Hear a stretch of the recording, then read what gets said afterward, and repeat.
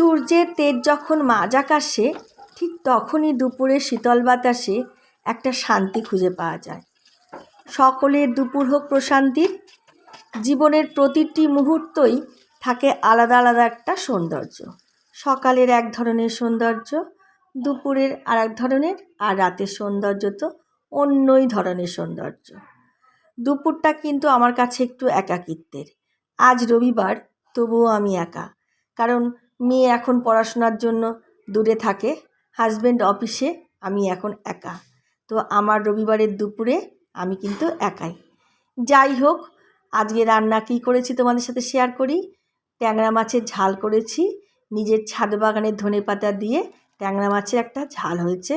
তার সাথে ছিল ফুলকপি আলুর তরকারি, বেগুন ভাজা আর মুসুরির ডাল। আর সব কিছু তো এখন গরম গরম খেতে হবে। গরম গরম না খেলে শীতকালে খাবার মজাটাই পাওয়া যায় না। মোটামুটি আমার সব কিছুই এখন গরম গরম আছে, আর আমি এবার খেতে বসবো। তোমরা কেমন আছো?